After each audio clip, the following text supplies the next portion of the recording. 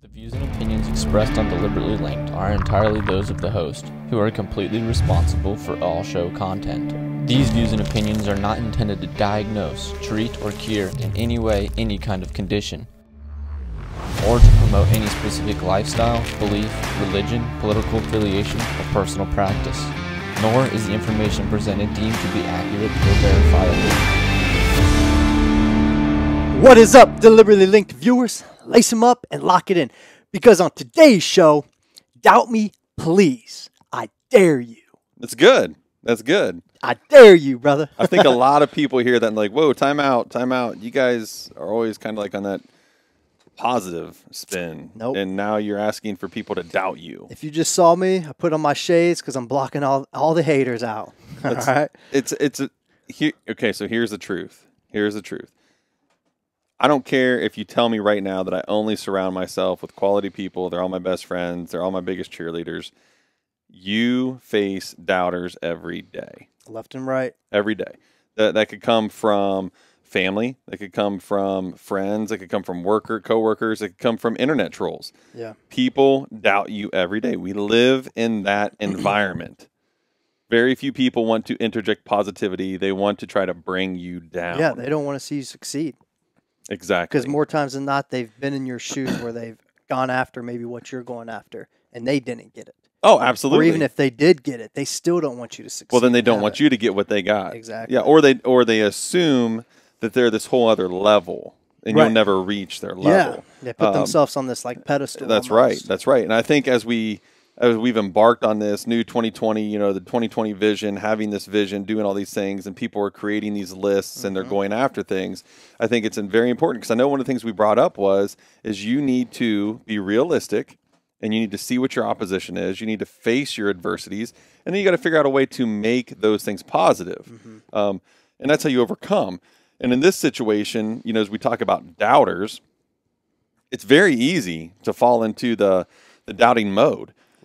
I mean, you can let the opinions of others now become your opinion, and that's when things really spiral downward fast. Well, it's very dangerous, too, because like we already said, it depends where those doubts are coming from. Absolutely. And we've said all along on this show, surround yourself, the top 5 people that you surround yourself with is an average of who you are and what you're going to be like. Correct. So surrounding yourself with the right people, at times if you're not surrounded by the right people, those doubts be put in your head, and you could be taken to heart, a lot of them from and then you become your biggest doubter. Exactly. And that's where we kind of, I guess we kind of want to talk about that today, because eventually, ultimately, you're the one that's ultimately affected.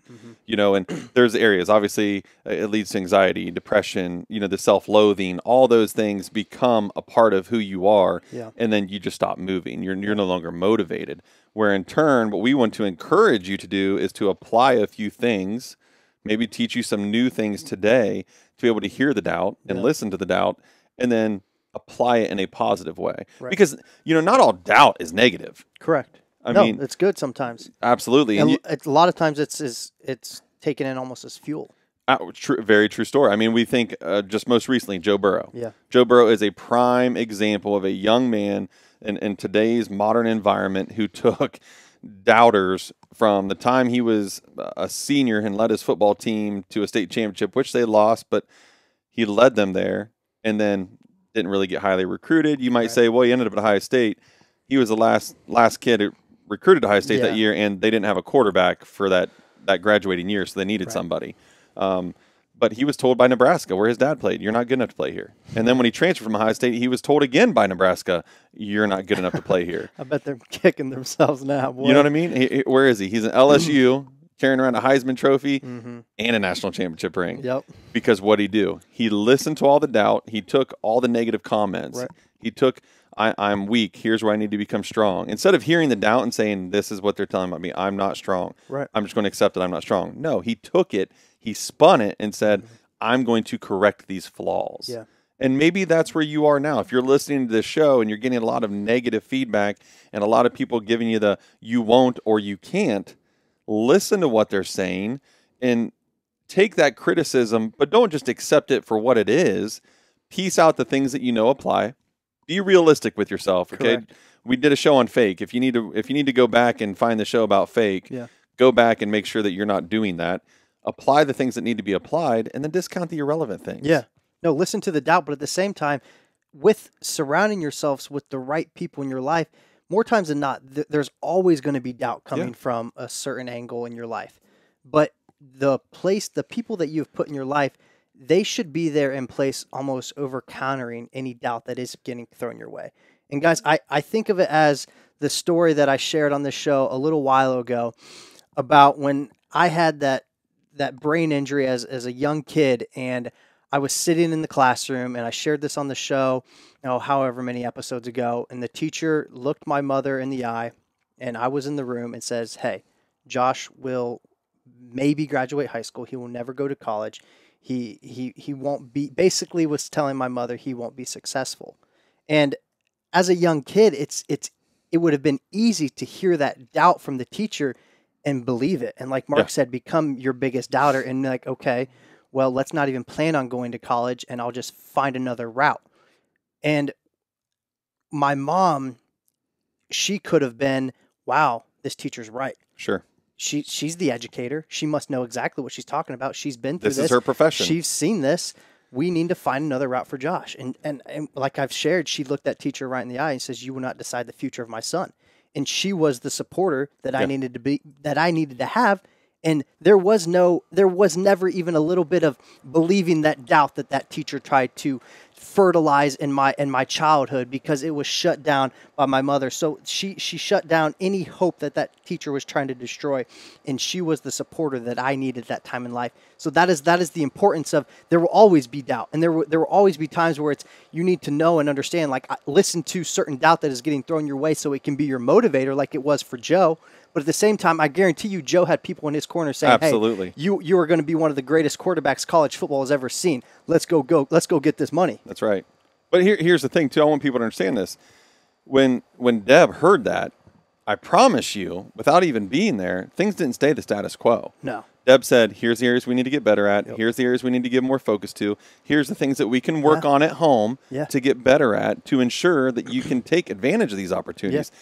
So what they did is, she heard the doubt. Maybe it was it definitely was not delivered in a positive manner, and it was definitely delivered in a very critical manner, but that still does not mean there's not things to hear there. You can always more than likely find some truth behind any 100%. Doubt that is getting thrown your way. 100%. And if you don't find any truth, then you're being fake. You're being fake. You're probably being ignorant to the situation at hand. That's right. You're not facing the reality of the situation.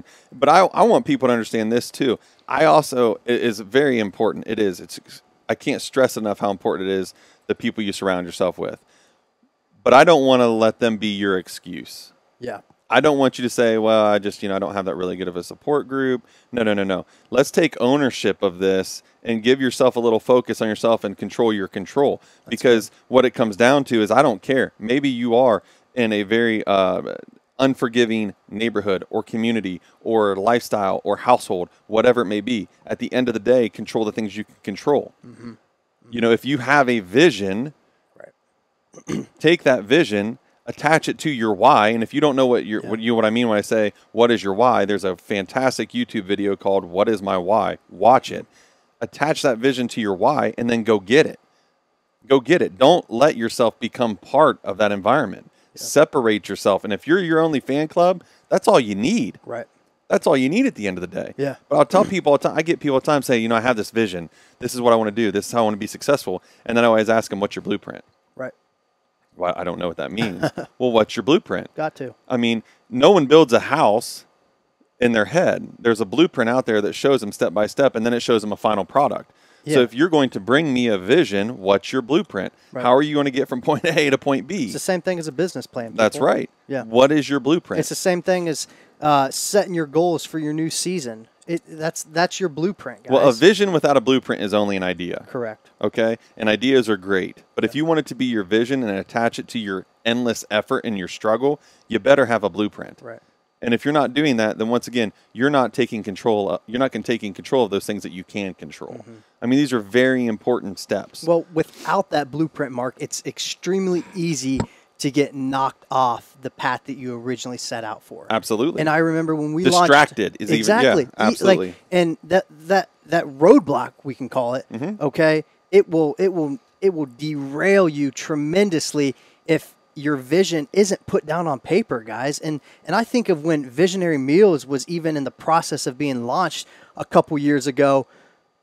When I went to the bank to get what we needed put in place, basically, to basically launch Visionary Meals, it was a very small, we'll call it a loan, ended up being a credit line, whatever you want to decipher it as. But I came into them as this young, just graduated college. Okay, my wife has a very early career, and I'm 23. No credit, no collateral. No credit, no collateral, nothing. I'm 23. The bank did everything but laugh in my face. Yeah. Like, what do you have for collateral? I've got a 1972 Ford pickup sitting out in the yard nice. right now. Patina on it is perfect. Hey, it's rusted, but those are brand new tires and rims. Yeah, exactly. And sometimes you got to put ether in it to get it started. Other than that, it's good. We're good. Pump the gas a few times and we'll be all right. We're good. But no, they laughed. They basically laughed in my face and said, "Hey, we're not the bank for you." And I said, okay, well, I'm going to go find a bank that is for me. And it was almost pattern after pattern after pattern.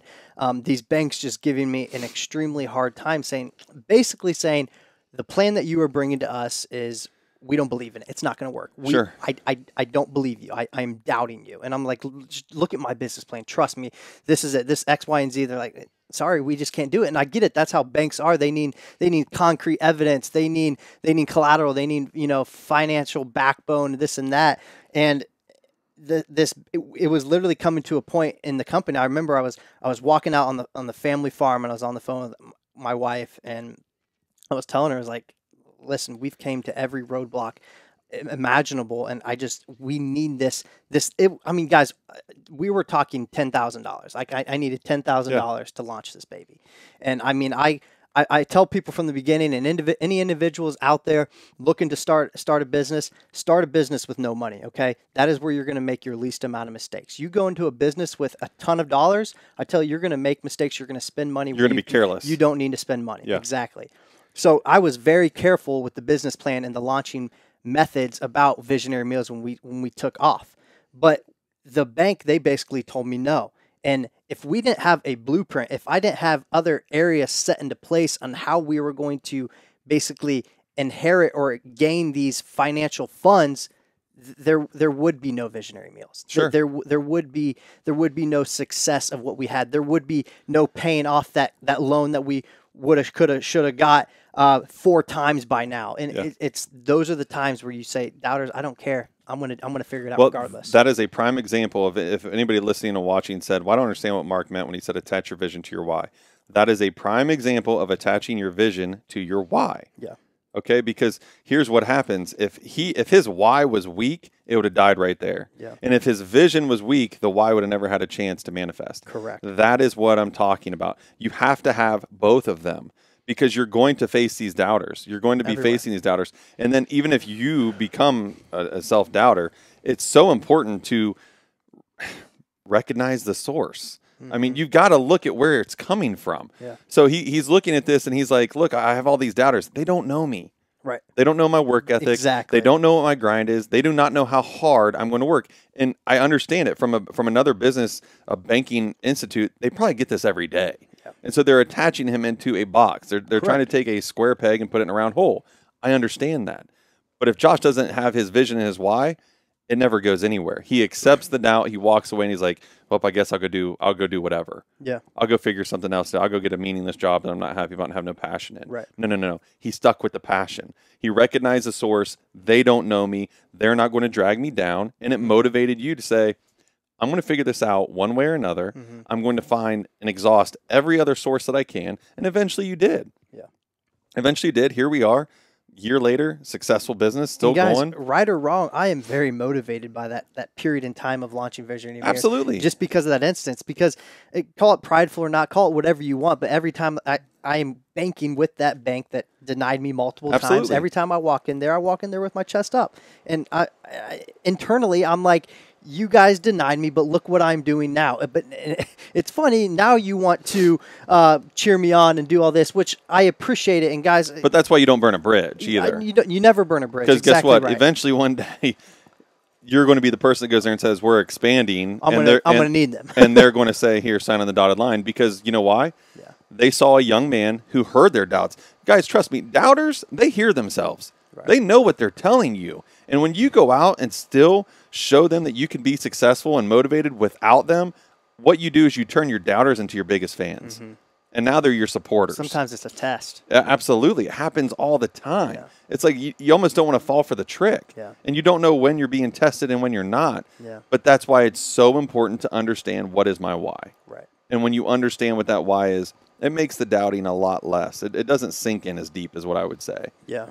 Yeah. I mean, I think the testing aspect of it, and you and I coming from such a big background of sports, and for our athletes listening, coaches all the time, they will intentionally doubt you. Absolutely. Just to kind of see, they're like, it's almost, are you up for this task? Mm-hmm. So they'll doubt you, whether it's in the weight room, whether it's in practice, and that they'll throw you out in a situation that they could almost bet money on that you're going to fail at, and it's your time to shine, kind of like Joe Burrow did, and many athletes, some of the greatest have ever done. Even times they're watching how you fail. Yeah.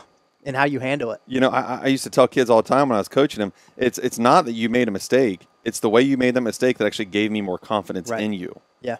I mean, there are things to learn from failure. No doubt. And there's things to learn from your mistakes and the way you respond to those.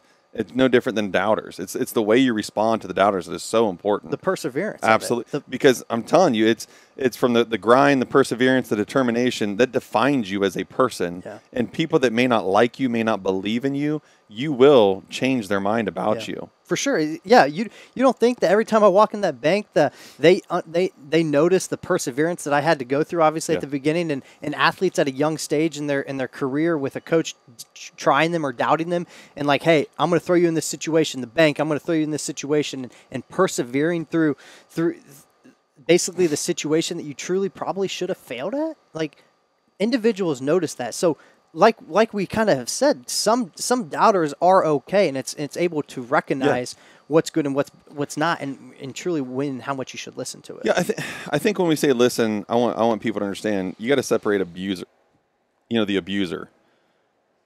You don't want to obviously accept anything from an abusive situation or communication. Right. But not all doubt is abusive. Correct. Some of it can be positive. I want people to understand that. I don't want you to think that I want you to go sit around and listen to people mock you and tear you down from that kind of stage. But there's positives to be made. Yeah. Yeah. I was thinking when we came up with this topic, there's a great story. And, it's, guys, if you don't know by now, I love history. There is a young African male. His name is Carl Brashear. And he really, grew up during the Great Depression. His family was sharecroppers. If you don't know what a sharecropper is, just look it up because I don't want this story to go super long. Right. But here's a young man that had to quit school in 7th grade because sharecropping is all based on you better make that money, your fields better come in, or the farmer's going to kick your family off his property. That's it. So he had to quit school in 7th grade. We had this vision and this determination. He wanted to go into the armed forces. So he went into the Navy. Okay. And back then, you got to remember, at this time, it's 1948, a little bit post Great Depression, but we're definitely in, segregation type things, right, and blacks are still riding the back of the bus and so on and so forth. So it's a very negative environment. So he goes in there. He's thinking he's going to go in there and be a fighting man and serve his country. And in turn, they put him on the line. He's cooking. Oh, nice. I mean, that's where they think his intelligence is. Nice. So he does that for quite a few years, and then he takes his vision of being from being a naval man just to being that guy. I want to be a diver. And back then they had these diving teams that were salvagers. Sometimes it was search and rescue, but most of the time it's salvagers. They're the ones that went down and were finding these, nuclear bombs at the bottom of the ocean. I mean, it's the real deal. For sure. No black man had ever become a diver. Huh. Well, he had impressed a colonel on his ship so much that this colonel wrote him a letter of recommendation by his actions. Wow. After watching this guy get beat down, talked down to, he just persevered and persevered. Yeah. And this white colonel wrote him a letter of recommendation. He got into dive school. Nobody in dive school wanted him. Nobody in the dive school would bunk in the same bunk room as him. Because of his color. Because of his color. They did everything to make him fail. And yet he still passed. I love it. Still passed. And you think, well, that's a great story if that's where we ended. But it isn't. Even when he passed, and true story,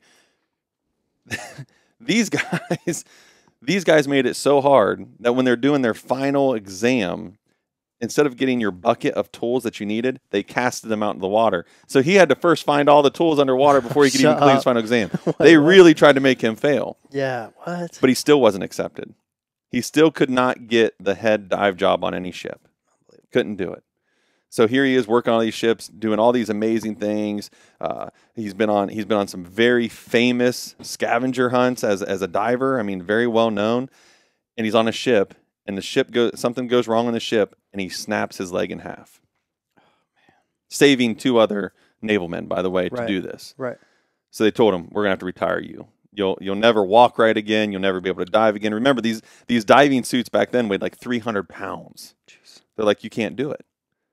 He said, "I don't accept that." Watch me. He told them to amputate his leg. Shut up. Amputated his leg just below the knee, gave him a prosthetic, worked out for like 5 weeks, and went in front of the Naval Command and proved that he could still do it. What? So they bring him in, put him in this 300-pound suit with an he's got his prosthetic on. Yeah. And he had to walk 12 steps and do it in front of everybody. One of the hardest things he ever did. And here he goes. Because at the end of the day, you say, well, he had a vision. No, he attached it to his why. His why was, I will not be satisfied until I am a Master Chief Petty Officer. Correct. That's what I want. He would not let them retire him. He was going to retire with all these beautiful medals. He was getting all these accolades. And he had all these people saying, you can't do it. Even his wife said, you can't do this. You got to give up. And he wouldn't do it. And he went on to dive for years after that with a prosthetic leg. That's eventually amazing. Made Master Chief Petty Officer. Wow. This is a man. I'm here to tell you. Think about it. You're thinking about being an African male back in 1948 through the 50s and the 60s. Right. It's already an environment of doubt. Exactly, yeah. And yet you attach this vision. You attached it right to this why, and you never let go of it. And everybody that doubted him just motivated him more and more. And what did he do? He completely changed the perception. Completely changed the perception, not only for himself, but obviously for a lot of other African men that came in after him. And he did it. And not just once, multiple times. Oh my gosh. Because he stuck to his why. He had a blueprint. This is how I'm going to get it done. This is where I'm going to go. Because at the end of that blueprint was Master Chief Petty Officer. He knew what it would take. So it constantly motivated him. That is the prime example. Like, no roadblock could get in this dude's way. He wouldn't accept it. And nothing could stop him. And even, this is a great part. So we talk about roadblocks. You talk about adversity. So when he's in dive school, this is a young man with a 7th grade education. Now remember, a 7th grade education from a school that is teaching, young African Americans. I'm sure they're not giving them the best education. No. He could barely read. So when everybody else was partying on their leave weekends, he's in the library studying, grinding away. And on his final, I think his final was he got like a 94% or whatever. Right. This kid basically taught himself to read while he was in diving school so he could pass diving school. Jeez. I mean, we talk about roadblocks. We talk, and I know there's probably some people that are listening like, oh yeah, well back then it was different. No, it's not. No. You just assume it's different. Right. I mean, is it different from a standpoint that obviously he grew up in this, racially divided community and world for that matter? Of course it is. I mean, we still live there, sadly enough. But the same things he had to overcome, the same motivations he needed, the same determination, those things all apply today. For sure. I mean, and he did it and he was successful. And I think about, you take a Joe Burrow, you take a Josh Link who came from a traumatic brain injury. You take all those things. You take a guy like me with a terminal disease. Right. And then you ask yourself, we could all just go lay on the couch and accept it. Mm-hmm. We could accept the doubt. We could accept no. We could accept all those things. But the reality is my why is bigger than that. Mm-hmm. And that's, I think, we're telling people now, our business owners, you're hearing this stuff and maybe life is stressful. Maybe things aren't working out. Maybe you're on your 2nd, 3rd, 4th busince. Things have failed. Yeah. My question is, are you applying your failures to become your successes? Exactly. What from those roadblocks, guys, what are you learning from the situation at hand? Because I guarantee you, this Carl, was it Brashear? Carl Brashear. The amount of obviously adversity that he gained, his path was obviously paved way before he ever even dreamt of it. But this path paved before him, those times and adversities that he had to go through, the diver that he was at the end of the day, he would not be that without all those other experiences. Yeah. And I think of all of our other business owners that have failed and will fail, and every entrepreneur obviously faces that that chance of failing every time you step foot out there. It can happen to anybody. I mean, there's some things you just simply can't control, but the doubt of knowing either my business failed, you could look at that as like a doubt within itself, and maybe this isn't what I'm supposed to do. Or you can look at that doubt and be like, hey, look at how much I've grown from this. Look at what I've learned from this, and look how much I can apply now in the future to maybe avoid some doubt that was controllable or uncontrollable. It's coming at us at every angle, every day, guys. Yeah. And I think of someone like Mark. Mark is obviously an individual. You guys have heard his story of facing terminal cancer, a disease, an illness, a sickness that surrounds him and walks with him on a daily basis, something that he truly can't escape. And psychologically, the battles that Mark himself has to go through on a daily basis, knowing that my body is terminally ill. I don't just have a broken arm and I'm going to face some adversity during this 6-month period, 6-week period, whatever it is, healing. All right.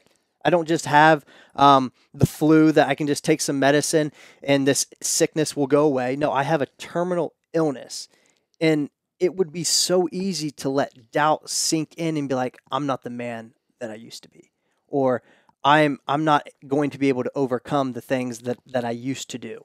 But he goes home every day to a family and supports a family. They lean on him for his strength. They lean on his for his support. Even though deep down, Mark physically maybe can't do the things that he used to be able to do.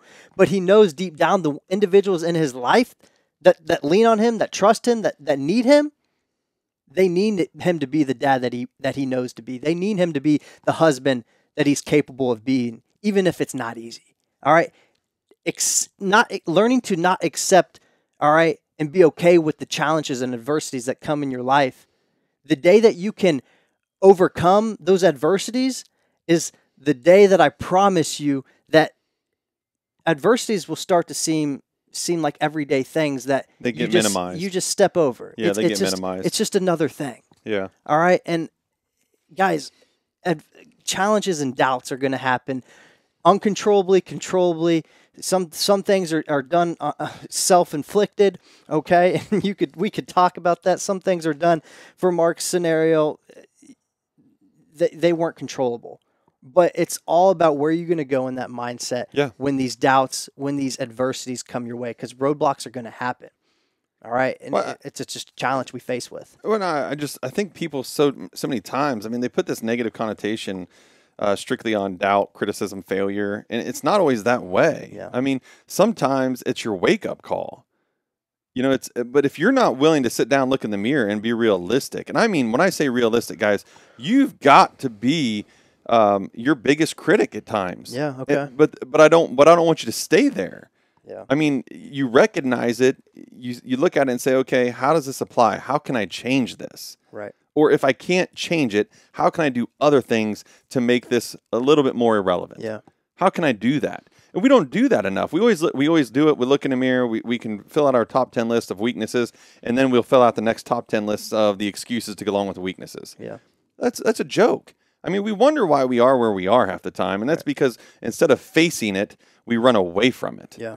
And I mean, doubt is no different. I mean, I think that's kind of the reason why this show is so important, because you sit there and you think about it and you're like, well, that's really a negative topic. Why do they want to talk about doubters? And then you can say, well, now they're just cocky. They're ignoring that. It's not. It's not. It's literally an exercise. Correct. It's an exercise of I'm taking information in, I'm taking what's useful, and I'm discarding what is not.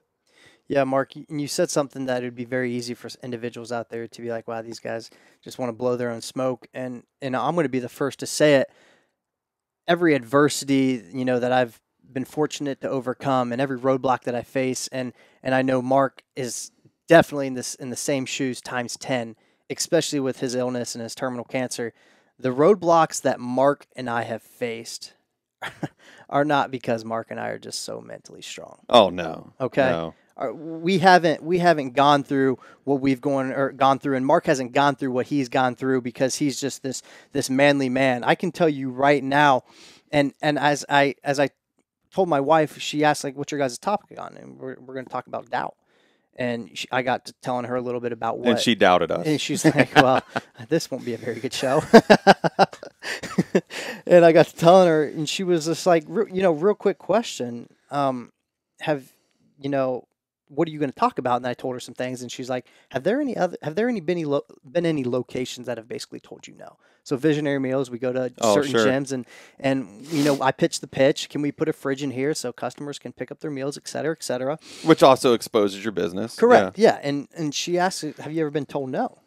And fortunately, not a lot. There's always been particular reasons why a gym would say no, and if they did, it would be because not something really because of us, but just something, with their policies or how they run things. And recently we did have one location just flat out say no. And it was my first time, and I was just like, wow, I didn't really know how to take this. That doesn't happen. I was like, excuse me? and I got to thinking, and externally to them, I appreciated their time, but externally I was very bold and confident, and still what we're doing, it'd be easy for me to get no, and maybe a no after that, and another no after that, and be like, man, is this really a good plan? But externally I'd be like, you'll be back. You'll be calling me when every state and every gym in the country knows who Visionary Meals is. Externally I'm like, you'll be back. But internally at the same time, I'm like, snooze, you lose. Yeah. Like, how dare you turn down this opportunity? Because obviously we're coming here for us to benefit, but we're also coming here because we're bringing you a good service. And we have seen that hands on. And I think about how through these times that I have maybe hit roadblocks, and I know through Mark has hit roadblocks, have I ever sat there and doubted myself? Because there's been multiple times throughout the business, particularly, that I have been told no. And there's been multiple things in Mark's life that he has been shared news that he would never even fathom of receiving. And it would be easy at times to, man, I don't know if I can do this, or am I really worthy of this? Is this worth it?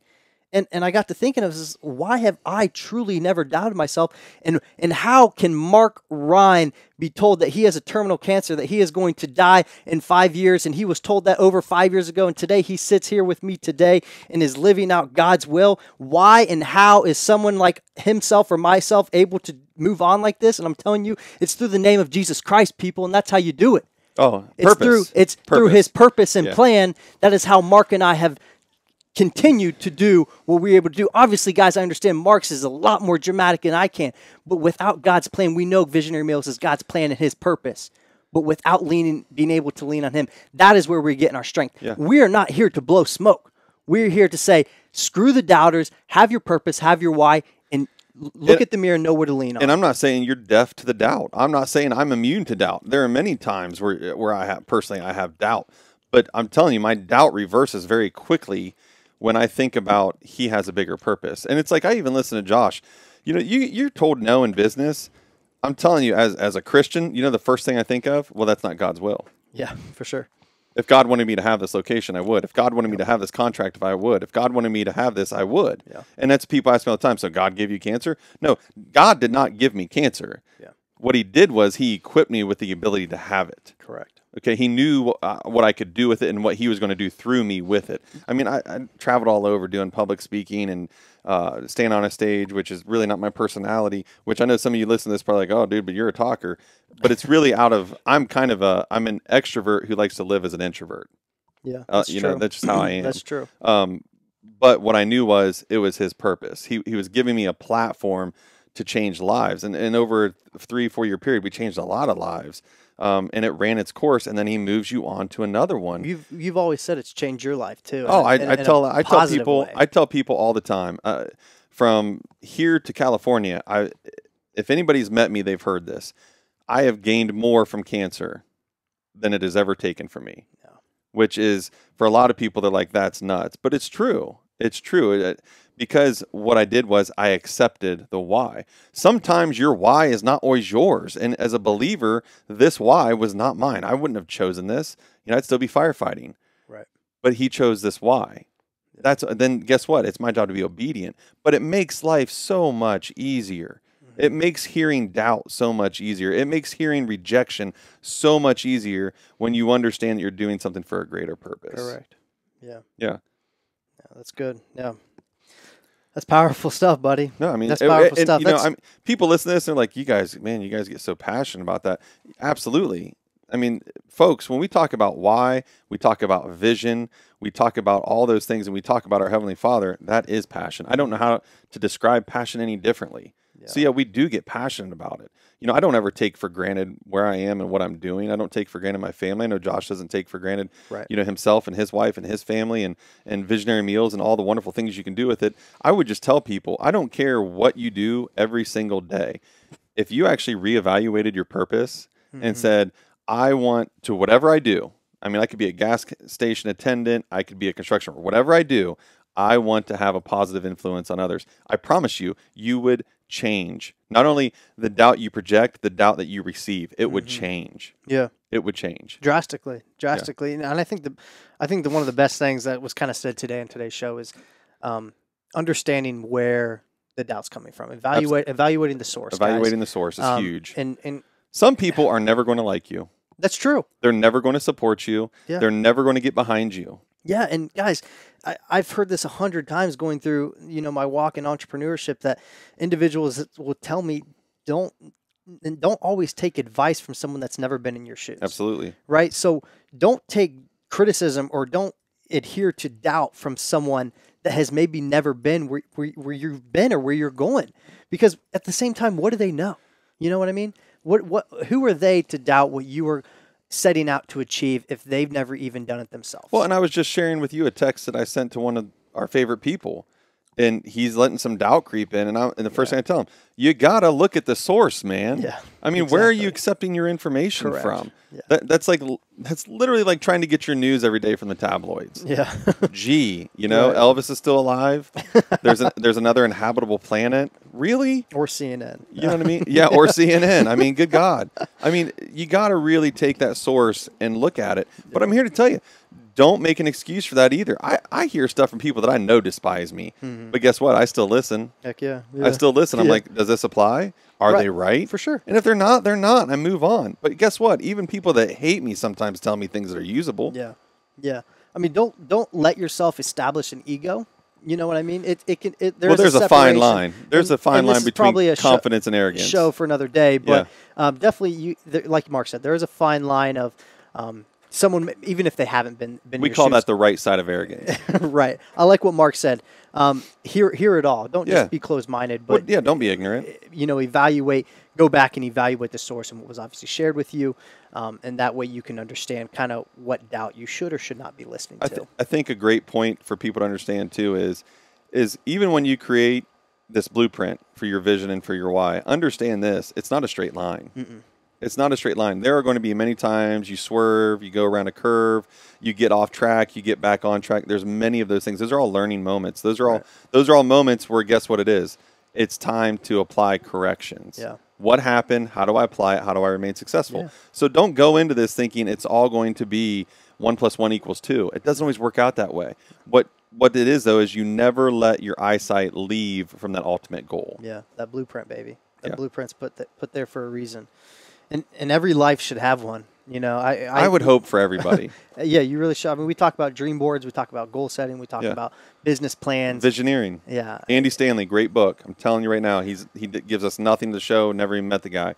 Yeah. But if you're wondering about what is my vision or how do I support my vision, read the book, Visioneering by Andy Stanley. Highly recommend that. Fantastic book. No, that's good stuff. Mark, Carl Bashir, that is an excellent story, bro. I knew he'd love it. I told him today, I go, buddy, I said, I got a great story you're going to love. I know. You left me hanging for a minute. Man, lost his leg, came back with think about, I'm just trying to wrap my mind around. Think about someone telling you, we saved your leg, you'll be able to walk, you'll have a limp. No, cut it off. Yeah, no, what?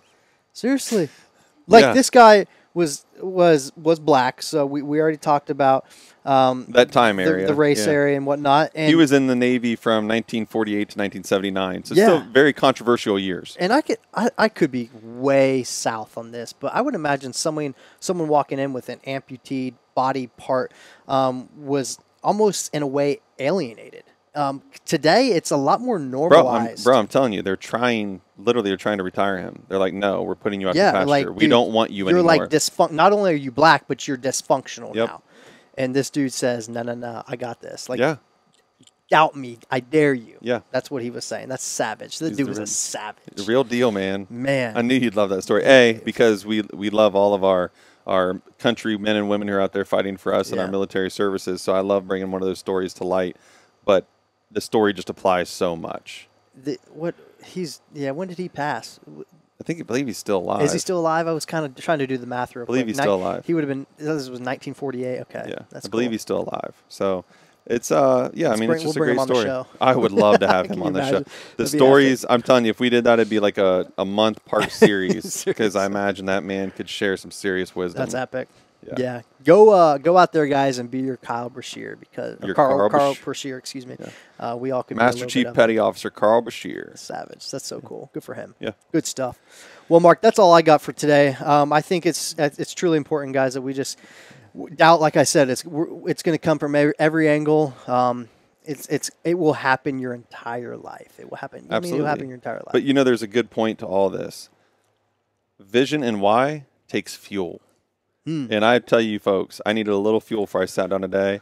And there's these new protein balls by this place called Visionary Meals. And I'm not even a cranberry guy, but it has got like this, I don't know how to say it. It's a vanilla protein with peanut butter and some oats and some white chocolate. And they're really, really good. I mean, so Visionary Meals keeps launching things that, tell you. like I said, dude, it's healthy. It fuel. I'm not even hungry. No, I only had one. Right. I'm telling you, we're out here, and most importantly, guys, we've said it from the beginning. Our customers are the most important piece to this business, and our customers spoke, and we listened. We rolled our sleeves up, and we got to work. We had some customers say, "Hey, I don't like chocolate." I'm like, I don't know who doesn't like chocolate, but that's okay. Hey, we're here to listen. Milk chocolate, that is. We rolled our sleeves up. We put together for our customers some white chocolate chip energy bites. They got cranberry in them, oats, honey, peanut butter.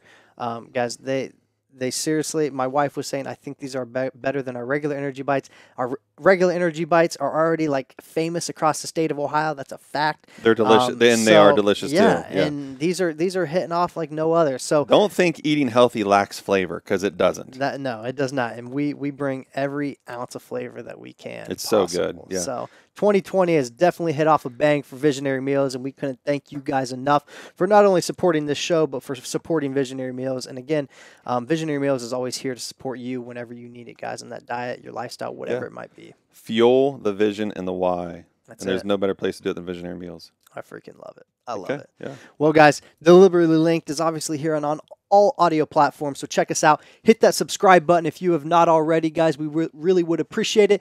And again, we're just here to keep bringing you new and exciting things for 2020. And whatever doubt comes our way, guys, we're going to punch it in the mouth. That's I'll tell right. you that right now. Yep. Good stuff. Deliberately Linked, signing out.